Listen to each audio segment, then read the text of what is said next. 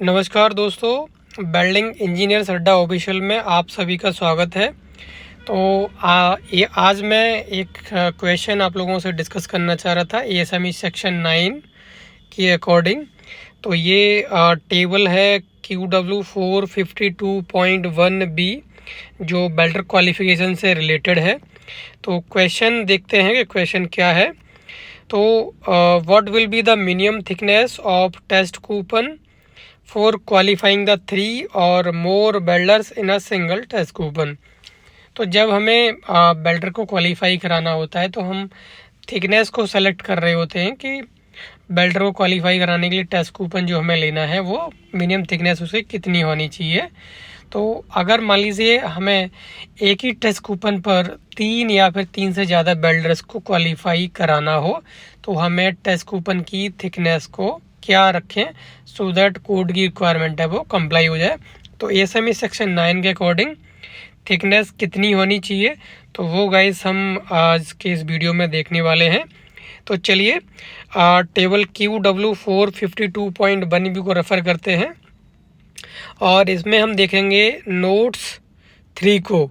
तो note number 3 में clearly लिखा हुआ है the thickness of test coupon of 19 mm or over shall be used for qualifying a combination of 3 or more welders, each of whom may use the same or different welding process। तो 19 mm या फिर 19 mm से above thickness को हम combination of 3 या फिर 3 से ज़्यादा वेल्डर्स को क्वालिफाई करने के लिए 19 mm या फिर 19 mm से ज़्यादा टेस्ट कूपन की थिकनेस को यूज़ कर सकते हैं।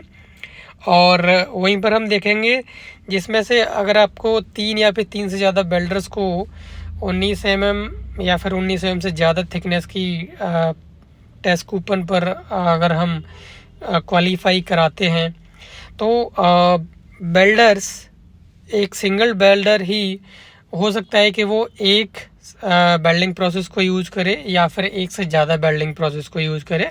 जैसे कि कोई एक बेल्डर है तो वो केवल GTW बेल्डिंग प्रोसेस को यूज़ कर सकता है और रेस्ट ऑफ 2 वेल्डर हैं तो वो अलग वेल्डिंग प्रोसेस को यूज़ कर सकते हैं टेस्ट कूपन पर। और ऐसा भी हो सकता है कि एक ही वेल्डर 2 वेल्डिंग प्रोसेस को यूज़ कर ले या फिर 3 वेल्डिंग प्रोसेस को यूज़ कर ले। तो ऐसा भी हो सकता है कि